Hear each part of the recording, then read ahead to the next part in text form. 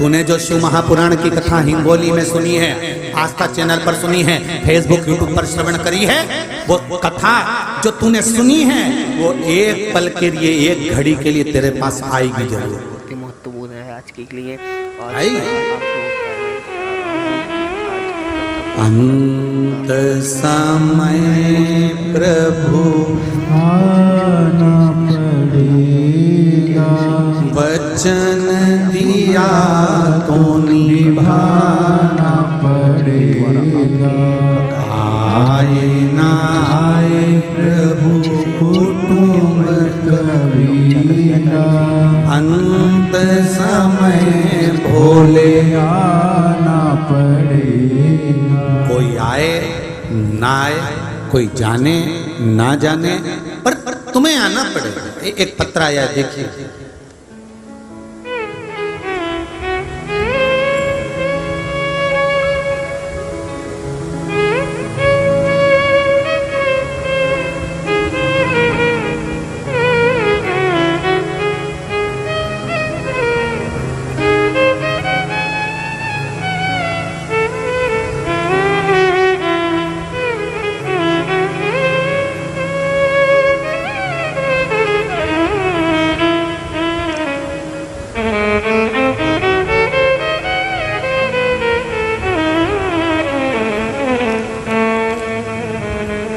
सुनंदा गोपाल मानकर,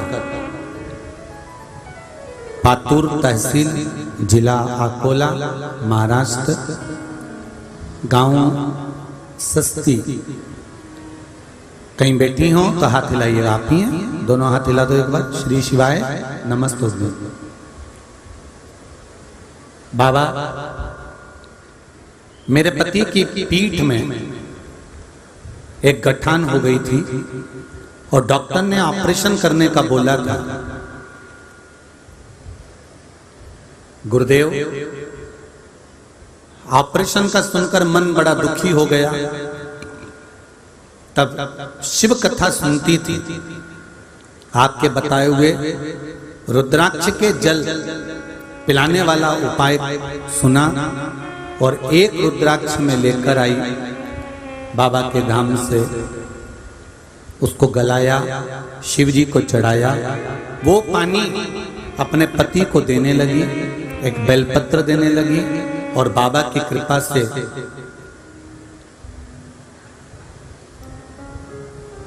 उनके जो गठान थी पीठ पर, वो गठान पूरी तरह गल गई और डॉक्टर को दिखाया तो कब ऑपरेशन की जरूरत नहीं है। एक बेलपत्री रोज प्रतिदिन उनको लाकर देने लगी। जब उनके मुंह में छार छार होने लगा तो वो बेलपत्री की गोली बनाकर देने लगी।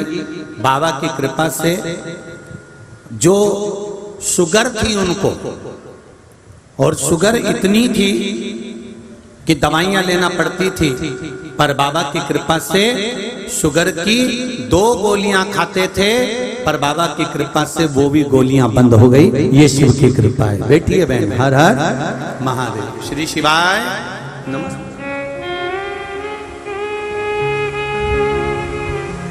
आपका स्नेह, आपका भाव, भगवान के प्रति आपका समर्पण,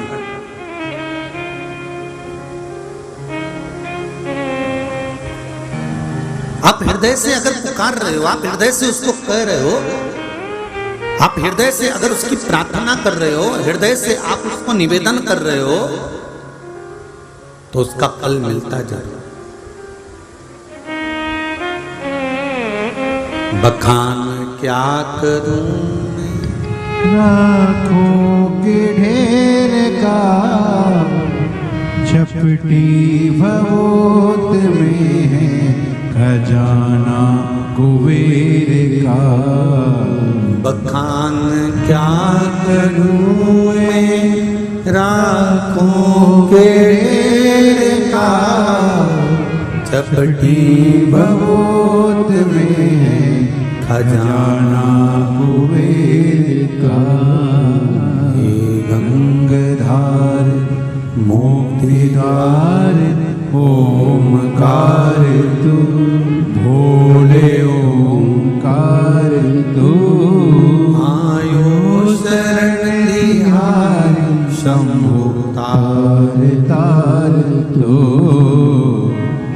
भगवान शिव की कथा कह रही हो, वरदानी का चरित्र कह रहा है, भगवान शंकर का संवाद कह रहा है, शिव तत्व कह रहा है कि आप जिस भाव से भगवान को भजते हो, भगवान की शरणागति में रहते हो, भगवान के चरणों में रहते हो, उसकी छत्र छाया में रहते हो, उसके पास रहते हो, तब तक दुख सताता नहीं है महाराज। ऐसा नहीं है कि दुख आएगा नहीं। हम ये नहीं कहते कि दुख नहीं आएगा, आएगा। मानव का जो शरीर मिला है वो दो कारणों से मिला है, एक भगवान का भजन करने के लिए और एक अपने कर्म को भोगने के लिए। तो दुख तो आएगा, पर उस दुख में आपको मालूम ना पड़ता है कि मुझे दुख मिला है। जैसे रोटी बनाते समय आटे में थोड़ा सा नमक डाल दिया जाता है तो स्वाद आता रहता है। भगवान से प्रार्थना करना, प्रभु आटे में जैसे थोड़ा सा नमक डलता है और स्वाद आता है, ऐसी कृपा करना कि हमारे जीवन में थोड़ा थोड़ा सा दुख दोगे तो हम सहन कर सकते हैं, पर तुमने बहुत सारा दुख एक साथ दे दिया तो हम सहन नहीं कर पाएंगे, हम सहन नहीं कर पाएंगे। बहुत कठिन है फिर सहन करना, बहुत कठिन। शरीर का और समय का सदुपयोग करें।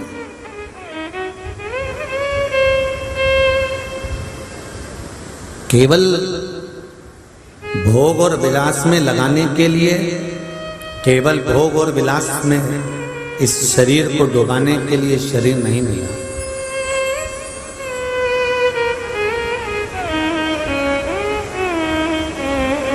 बहुत कीमती है ये शरीर, बहुत कीमती।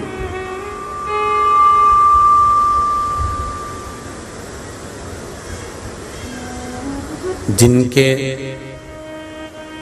असली दांत चले जाते हैं और नकली दांत लगाते हैं, उनसे पूछना कि असली में ज्यादा आनंद आता था रोटी खाने में कि नकली में ज्यादा आता, उनसे पूछना। जिनका असली घुटना बेकार हो जाता है और डॉक्टर नकली लगा देते हैं, उनसे पूछना असली में ज्यादा चलने में आनंद आता था कि नकली में। हड्डी टूट गई, राड लगाकर जोड़ दी, असली में ज्यादा सुख था कि नकली में था।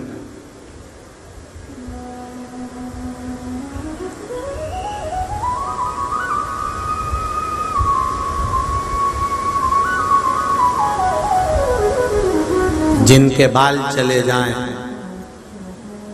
और उन्होंने नकली लगा के रखे हों, तो उनसे पूछना कि असली में सुख था कि नकली में। पूछो उनसे।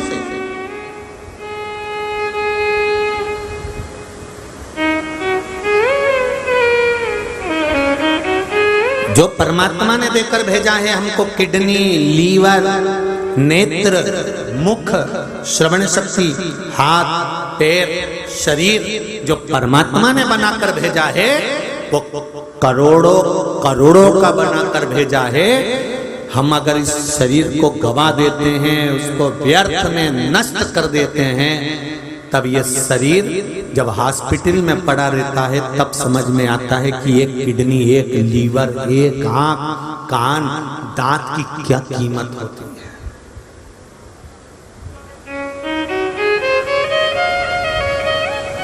ये लड़के लोग, नवयुवक जो बच्चे हैं ना, छोरा हो, ये जितने हीरो,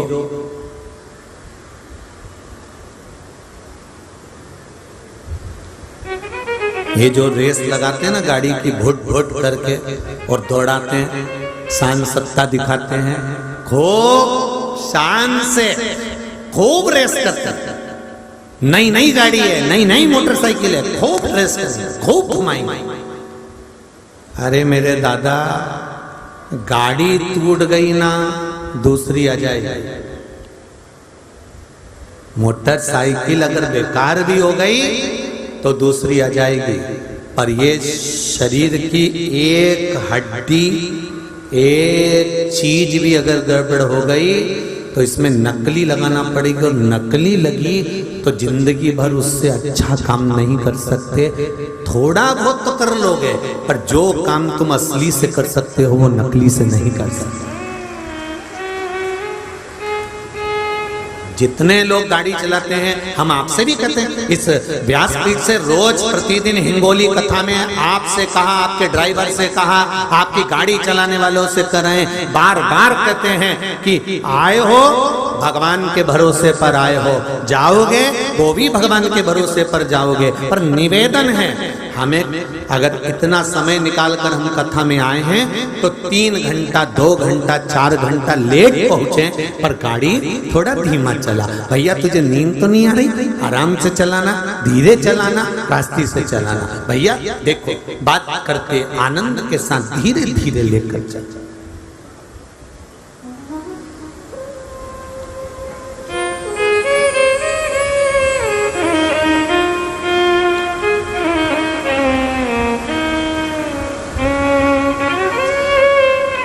जब भी कहीं जाओ तो मुख से एक आवाज निकलना चाहिए। किसी ड्राइवर का हमें नाम नहीं लेना, हमें तो कहना भोले चल, केवल एक ही नाम लेना है। क्या बोलोगे? जम के बोलो जरा, भोले चल, मुझे हिंगोली ले चल। और यहां से जाते समय भी आवाज लगाकर कहो भोले चल, अब मुझे जल्दी से परली लेकर चल, चल मुझे यहां लेकर चल। भोले को पुकारो, तुम्हारी गाड़ी का ड्राइवर कोई दूसरा नहीं रहेगा। अगर तुमने भोले को पुकार कर सरल भाषा में कह दिया भोले चल, तो भोला ही तुमको लेकर जाएगा, कोई दूसरा नहीं ले जा सकता। अगर कथा सुनना हो तो श्रीमद् भागवत में वर्णन आता है, अजामिल के प्राण छूटने का समय आया। अजामिल अपना लड़का, अपना पुत्र नारायण को बुलाने वाला था, पर वो नारायण नहीं आया और नारायण का नाम लिया तो वो नारायण आ गया। लिखा है ना भागवत जी में, नारायण का नाम लिया और वो नारायण आ गया।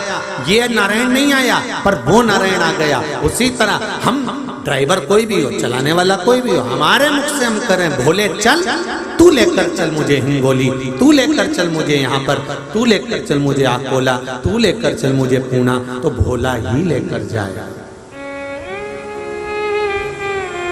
शरीर में रोग आ गया, बीमारी आ गई, बहुत दुख आ गया और दूसरे डॉक्टर को दिखाने के लिए जा रहे हो तो भी बाबा को कहकर चलो, बाबा चलिए एक बेलपत्री शंकर जी पे चढ़ा, साथ में चलना।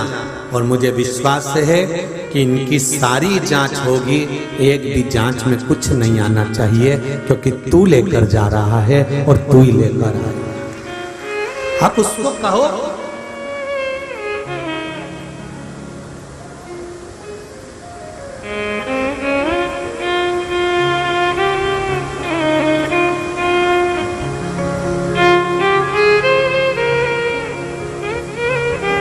आप उसको कहो। एक बात बहुत सुंदर, एक प्रश्न है, किसी ने प्रश्न किया था कि गुरुजी हम रहते हिंगोली में हैं और कई बार हम ऑपरेशन के लिए या किसी चीज के लिए हम औरंगाबाद जाते हैं या पूना जाते हैं या मुंबई जाते हैं,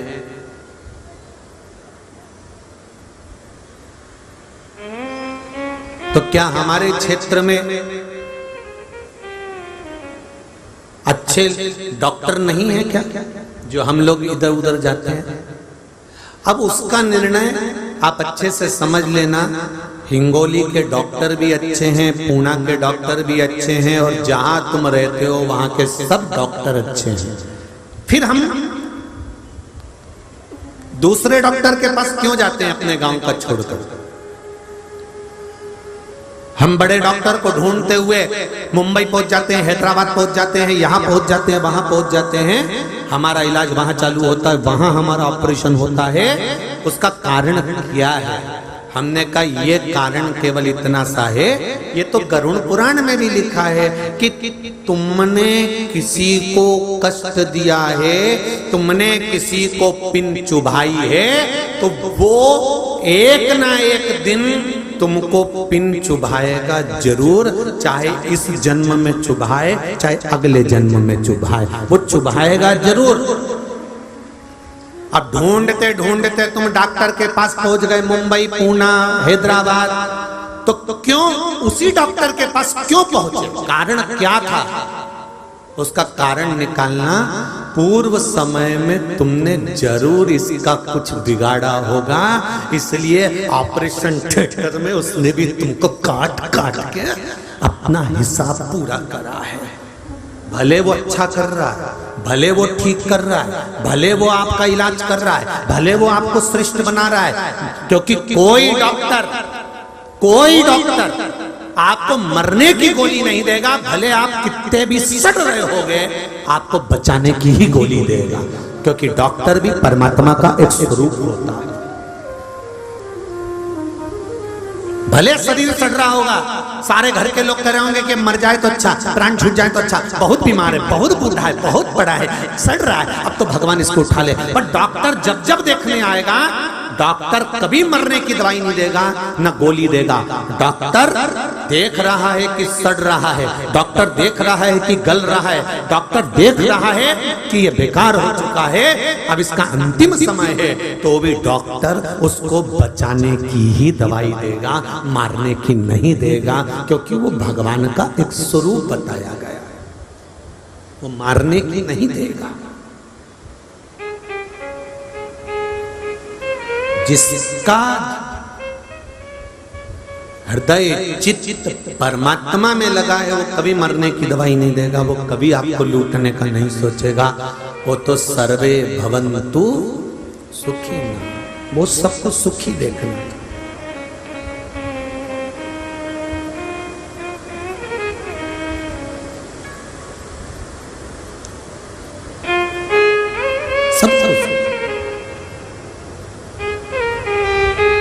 महाराज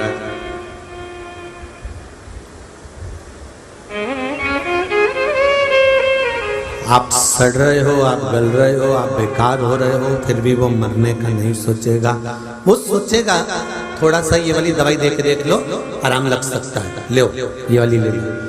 हम क्यों उस डॉक्टर के पास पहुंचे, हम क्यों उस तक पहुंचे? हमारे कर्म के कारण। हमने पूर्व में इसका कुछ बिगाड़ा होगा, हमने पूर्व में इसके साथ कुछ गलत कृत्य करा होगा, तो आज हमारे साथ में ये गलत कर्म होगा। मत बुरे कर्म कर बंदे, वरना पछताएगा, भगवान की आंखों से तू बच नहीं पाएगा, तू बच नहीं पाएगा। अरे ओ अज्ञानी मत कर नादानी, अरे ओ अज्ञानी मत कर नादानी। तेरे कर्म का फल भी तू ही पाएगा, जैसा किया तूने तेरे आगे आएगा। तेरे कर्म का फल भी तू ही पाएगा, जैसा किया तूने तेरे आगे आएगा। मत बुरे कर्म कर बंदे, मत बुरे कर्म कर बंदे, वरना पछताएगा, भगवान की आंखों से तू बच नहीं पाएगा, तू बच नहीं पाएगा। सबसे कीमती है शरीर, सबसे कीमती है समय। इस शरीर का, इस समय का सदुपयोग करो। गाड़ी भी चलाओ, धीमे चलो, रास्ते से चलो। समय मिला है, कुछ अच्छा कर गुजरने का तो उस समय पर अच्छा कर।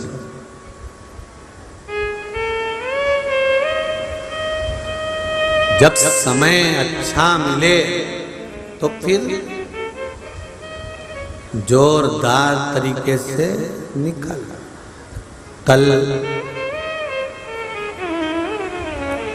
2020 चल रहा था और कुछ समय तक ऐसा लग रहा था कि अब गए अब गए अब गए, पर भोलेनाथ ने भी समय दिया और इन्होंने कुदाना चालू करा। ऐसा कुदाया ऐसा कुदाया ऐसा कुदाया कि धन्यवाद दूंगा मैं इंडिया के खिलाड़ियों को, भारत के क्रिकेट खिलाड़ियों को, जिन्होंने 140 करोड़ भारतीयों के चेहरे पर प्रसन्नता ला दी। उसके लिए धन्यवाद, बहुत बहुत साधुवाद। प्रसन्न चित्त समय मिले, शरीर का समय का सदुपयोग करो। समय आए, अच्छा समय भगवान देता है। ऐसा कोई व्यक्ति नहीं जिसको जिंदगी में भगवान एक मौका संभलने का ना दे, ऐसा कोई नहीं जन्मा। भगवान जिसको पृथ्वी पर जन्म देता है उसको कीमती बनाकर भेजता है, किसी को भी भगवान बेकार बनाकर भेजता है। आप अपने कमरे में अटाला सामान रखती हो क्या? चमके तो बोलो जरा, अच्छे से बोलो जरा। नहीं, आप अटाला सामान अपने कमरे में, अगर सास का कोई सामान अटाला भी कमरे में आ जाता है तो उसको उठाकर भंडारे में धरी आती हो, छत के ऊपर रखी आती हो या कहीं और पटक देती हो, पर अपने कमरे में अटाला सामान रखता कौन है? जब तुम अपने कमरे में कोई फालतू का सामान नहीं रखते, अटाला सामान नहीं रखते, तो महादेव अपने घर में अपनी पृथ्वी पर अटालों को रखेगा क्यों? तुम अपने कमरे में अटाला सामान नहीं रखती हो, तुम अपने कमरे में फालतू का सामान नहीं रखती हो। कई लोग कहते हैं ये तो फालतू है। फालतू नहीं, माता के गर्भ से पृथ्वी पर अगर जन्म लिया है तो इसको भगवान ने कोई ना कोई हुनर देकर पैदा किया होगा, इसलिए भगवान ने पृथ्वी पर रखा है। नहीं तो अपने घर में कोई फालतू का सामान या अटाला सामान नहीं रखता, तो परमात्मा क्यों अपने घर में फालतू का सामान रखेगा? वो कह देगा देवमती तुम तो रख दो अपने पास। जिसको अटाला सामान का क्रम रहता। कई माताएं कहती है हमारे गर्भ से संतान नहीं हुई, तो भगवान को धन्यवाद दो, भगवान ने सोच कर रखा होगा अटाला नहीं चाहिए, धरो।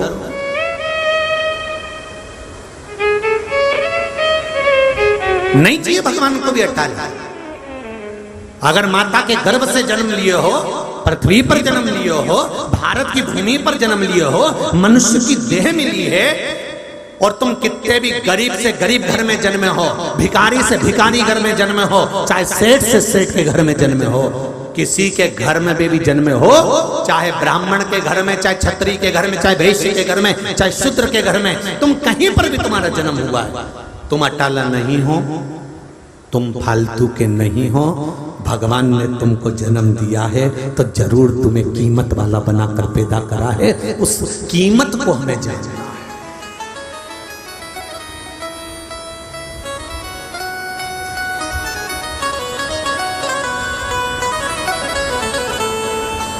हमें अपनी कीमत को जानना है, हमें इस शरीर की कीमत जानना है। संसार में कोई व्यक्ति फालतू पैदा नहीं होता।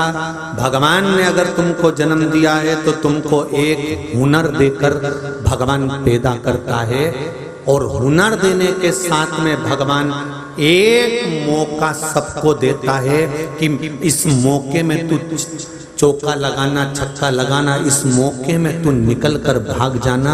मैंने तुझे अच्छा समय दिया है, अच्छा मौका दिया है, अच्छे गुरु की शरणागति दी है, अच्छा समय तुझे प्रदान करा है। अब अपने हुनर को तुझे निखारना है और गुरु की शरणागति में आकर जो निखर गया वो निखर गया, और जो बिखरा वो बिखर गया। मौका वो देते।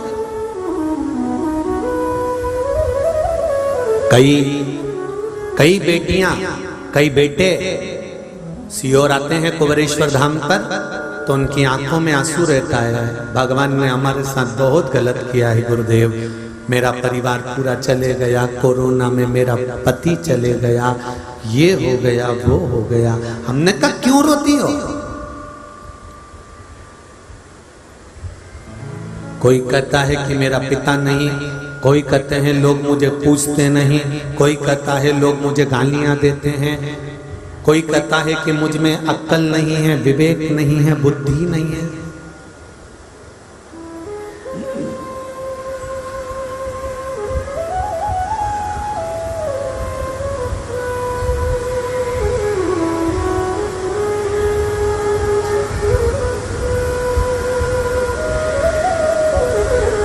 मुझ में अक्ल नहीं कोई कहता है, कोई कहता है कि मुझ में ये नहीं, कोई कहता है मुझ में ये नहीं।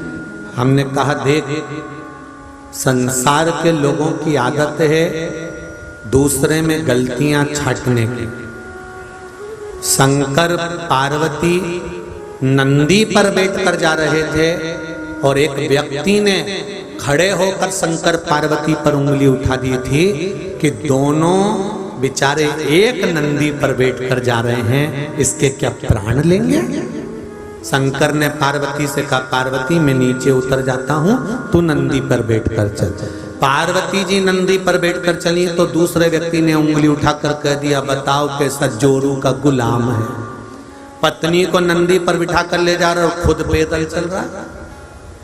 पार्वती जी ने कहा लोग आपको अपशब्द कह रहे हैं। भगवान शंकर ने कहा क्या चाहती है? पार्वती कहे मैं पैदल चलूंगी, तुम नंदी पर बैठो। शंकर जी नंदी पर बैठकर चले तो दूसरे व्यक्ति ने उंगली उठाकर कह दिया, बताओ कितना निष्ठुर व्यक्ति है, घरवाली को पैदल चला रहा है बेचारी को और खुद नंदी पर बैठकर चल रहा है। भगवान भी नीचे उतर गए, नंदी खाली जाने लगा तो दूसरा व्यक्ति बोला, बताओ इनके जैसा मूर्ख संसार में कहाँ मिलेगा?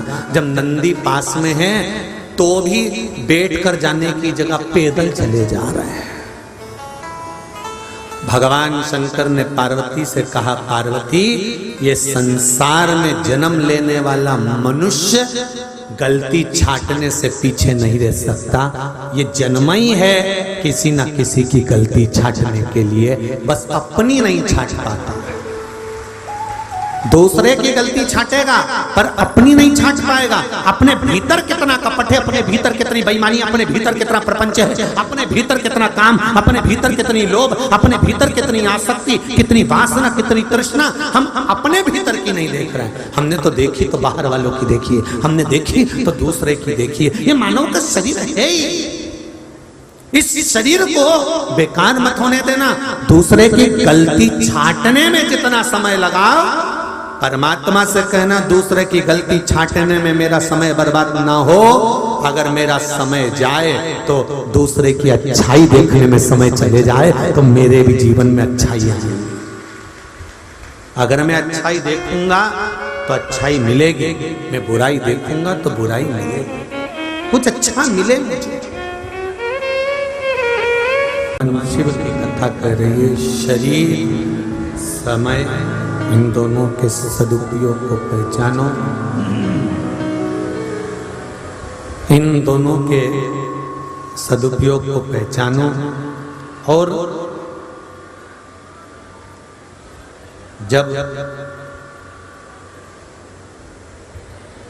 शरीर और समय के सदुपयोग को जान गए तो जीवन की सार्थकता। जैसे